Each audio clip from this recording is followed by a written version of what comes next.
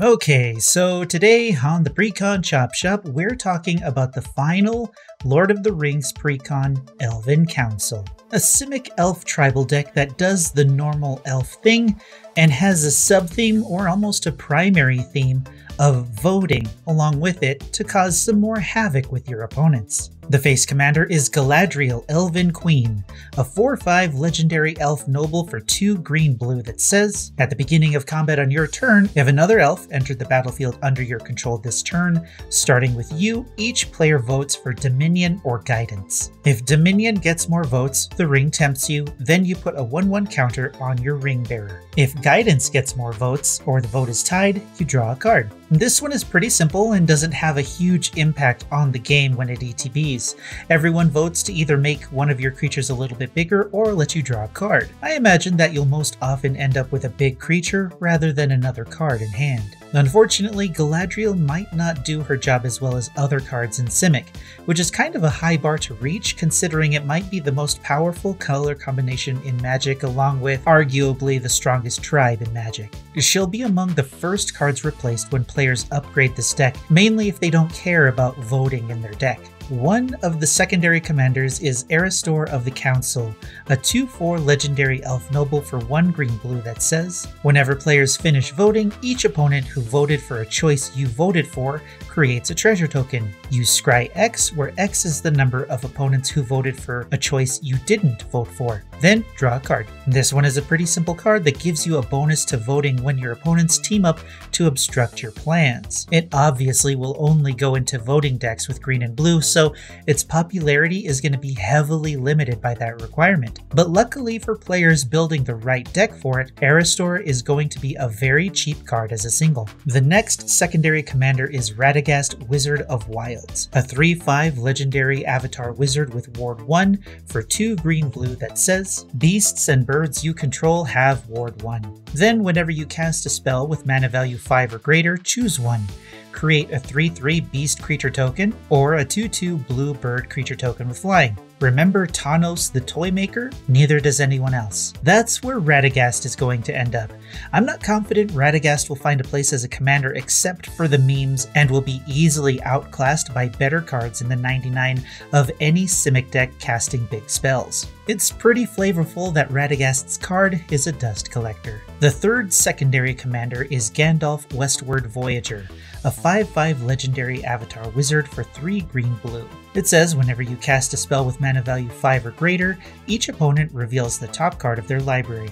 If any of those cards shares a card type with that spell, copy that spell. You may choose new targets for the copy, and each opponent draws a card. A copy of a permanent spell becomes a token. Otherwise, you draw a card. This one is interesting.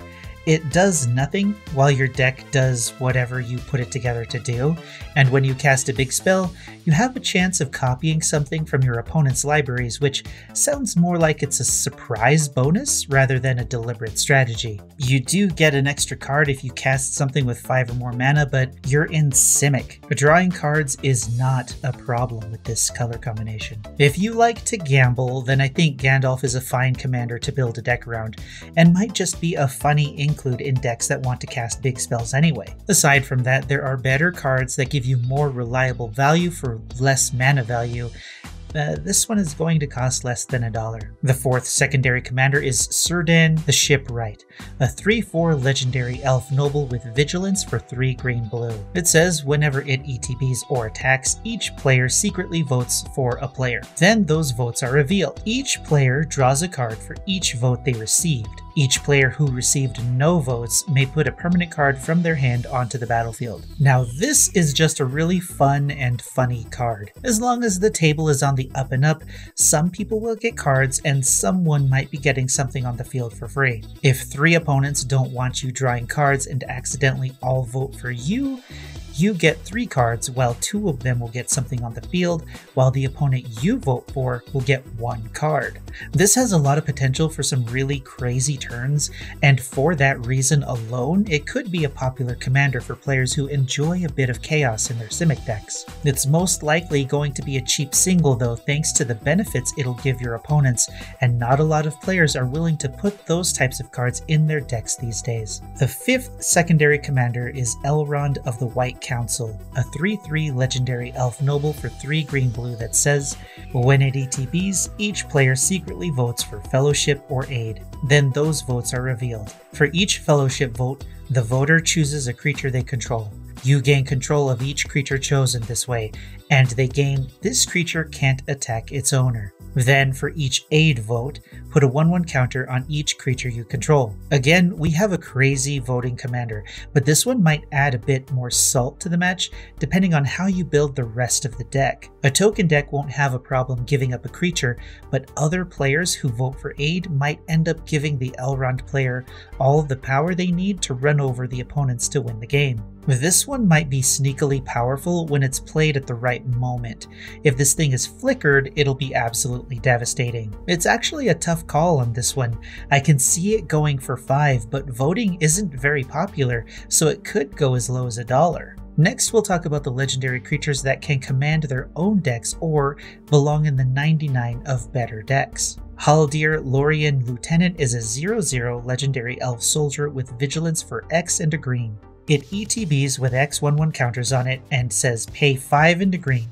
Until end of turn, other elves you control gain vigilance and get +1/+1 for each 1/1 counter on Haldir. If you tap out and have the mana to activate the ability, then your elves could have an extra 5/5 to help close out a game. But unfortunately, elves is a highly supported tribe, and there are plenty of elves that have similar effects that cost less to have the same outcome. Haldir is great if you don't have any of those cards, but when you build an elf deck, I think you'll find yourself replacing this one pretty quickly. Since he only buffs elves, it also removes its possible use in green counter strategies, which is actually a shame. This will be less than $1, and if it proves not useful enough, it's going to be a dust collector. Arwen, Weaver of Hope is a 2/1 legendary elf noble for 1 green. It says, each other creature you control ETBs with a number of additional 1/1 counters on it equal to Arwen's toughness. Now this is a great counter card in the 99. In general, Arwen will be getting counters also, and as that happens, your new creatures will get more and more counters put on them as a result. There are a few green counter staples I can think of that this can replace, and it will easily join the ranks of the new cards like Ozilith's Shattered Spire and Tribute to the World Tree. I believe this is easily a $5 card, and as a Precon exclusive, it could climb higher than that. I'll probably try and pick this up for my Chishiro counters deck if it's cheap enough. Legolas Greenleaf is a 2/2 legendary elf archer with reach for 2 and a green. It says it can't be blocked by creatures with power 2 or less, and whenever another legendary creature ETBs under your control, put a 1/1 counter on Legolas. Then, whenever it deals combat damage to a player, draw a card. This Legolas is absolutely great in the 99 of any deck with green, and an absolute champion in a Legends Matter deck. Even if Legolas isn't huge, being able to sneak damage in to draw a card is really beneficial. Making him huge and giving him trample will be a great way to utilize Legolas as a beefy attacker. It's kind of niche, kind of not, but I can still see this single going for $2 to $4 depending on its popularity in legendary decks. Celeborn the Wise is a 3/3 legendary elf noble for 3 and a green. It says whenever you attack with 1 or more elves, scry 1. Then, whenever you scry, Celeborn gets +1/+1 until end of turn for each card looked at while scrying this way. Now, I can't remember what it is, but there is an older scrying commander or a card that might be a great fit with this card. It does the same thing. It does a thing when you scry. Maybe it's a blue card that says instead of scrying, you draw. Maybe that's the card I'm thinking of, and in that case, it won't actually work very well with this card. Aside from that, Celeborn is simply going to be a card in the 99 if you happen to be scrying a lot in your deck. It doesn't have any built-in evasion or trample, and the buff is temporary, so I'm not sure how much play this thing is actually going to see in general decks. It'll probably end up as a dust collector, but if you happen to know of a scrying deck, let me know in the comments below because maybe this card will slot very nicely into it. And since you're there typing anyway, if you like what you've seen so far, why don't you hit that like button and sub to the channel? It'll help these videos get out to more people who might like them also, and help the channel grow at the same time. Thanks. Now let's move on to the rest of the Precon exclusive cards that go in the 99. Mirkwood Trapper is a 1/4 Elf Scout for 1 green-blue that says, whenever a player attacks you, target attacking creature gets -2/-0 until end of turn. Whenever a player attacks, if they aren't attacking you, that player chooses an attacking creature and it gets +2/+0 until end of turn. This one is fun. It slows down damage headed your way and can encourage your opponents to attack each other. This strategy is more effective in black, but it's not a bad effect here. It doesn't do much else to help you out except give a creature an extra 2 damage, so this thing will probably find its way to a bulk box since there are a lot of elves that can do more for the same mana value. Mirkwood Elk is a 6/6 elk with trample for 5 and a green. It says whenever it ETBs or attacks, return target elf card from your graveyard to your hand. You gain life equal to that card's power. This is very similar to Sun Titan, except it's really bad. The recursion effect can be really effective, but elf decks often refill your hand with more elves that may be equally as powerful as a target in a graveyard. I don't think that this will be a very popular card in elf decks, even though that's what it's designed for. This is another bulk box dust collector, I think. Trap the Trespassers is an instant for 2 and a blue. It says each player secretly votes for a creature you don't control, then those votes are revealed. For each creature with 1 or more votes, put that many stun counters on it, then tap it. It's a good thing this is a secret council, otherwise the table would always stun the biggest threat. This way, a player may find another creature more of a threat and decide to tap it instead. This is a pretty fun instant, but it's heavily reliant on your opponent's choices as well. Definitely less than $1, but a very fun single to pick up. Windswift Slice is an instant for 2 and a green that says, target creature you control deals damage equal to its power to target creature you don't control. Create a number of 1/1 green elf warrior creature tokens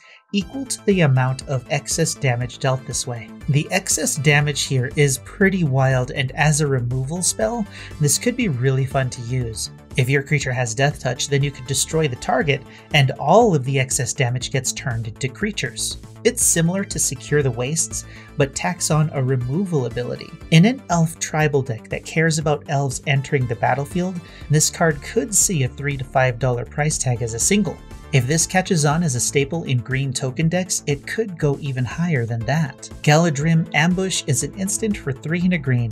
It says create X 1/1 green elf warrior creature tokens, where X is the number of attacking creatures. Then it says prevent all combat damage that would be dealt this turn by non-elf creatures. This costs 1 more than Arachnogenesis, and it was a $30 card before it spiked thanks to Shelob Child of Ungoliant. This is that same effect for 1 more mana in the 3rd most popular tribe in Magic. Get this if you have an elf deck, if you plan on making an elf deck, or if you have a token deck in green. Once this hits the shelves, its price will only go up once players realize that it's just as good even if it costs 1 more mana to cast. It might top out at about $20, but it'll probably hover around 10 for a while first. Sail into the West is an instant for 2 green-blue that says, starting with you, each player votes for Return or Embark. If Return gets more votes, each player returns up to 2 cards from their graveyards to their hand. Then you exile Sail into the West. If Embark gets more votes or the vote is tied, each player may discard their hand and draw 7 cards. Now, I'm not sure about this one. I'm going to assume that players will go for the 7 cards most of the time, especially if it's late game and everyone has a lot of scary things in their graveyards. I can see its power and its effectiveness, but I'm not sure it'll see much play. Not because it's bad, but because it's going to just be a wheel most of the time. The green in the spell throws the strategy off also. If I'm right, most wheel effects are in Izzet colors, blue and red. It's just weird and will probably end up in fringe decks or bulk boxes. Raise the Palisade is a sorcery for 4 and a blue that says, choose a creature type. Return all creatures that aren't of the chosen type to their owner's hands. Now, even as a sorcery, this is a great card if you're running a tribal deck in blue. You cast it and clear the way for your creatures to smash your opponent's faces in. It's not Cyclonic Rift, but it does a fine impression of it in the right deck. Even so, its sorcery speed is going to turn off a lot of players to the card, but I think enough players will see its value to keep it at around $3 as a single, or maybe even higher than that. Travel through Caradhras is a sorcery for 5 and a green. It says, starting with you, each player votes for Redhorn Pass or Mines of Moria. For each Redhorn Pass vote, search your library for a basic land card, put it onto the battlefield tapped. If you search your library this way, shuffle. For each Mines of Moria vote, return a card from your graveyard to your hand, exile Travel through Caradhras. I want to like this vote card.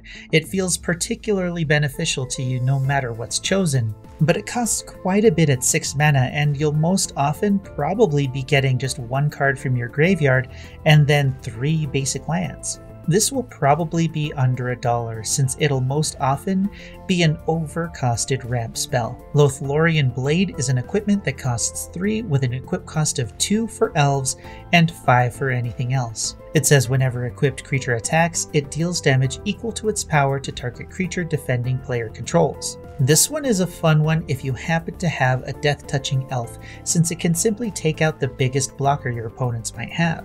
Aside from that, it goes on your biggest elf and should reliably take out the juiciest targets. It doesn't buff your elves or do anything else, so it might actually end up as a dust collector for that reason. Elf players often run over their opponents with big tramply elves, so a sword like this won't really make much of a difference. Model of Unity is an artifact for 3 that can tap for a mana of any color.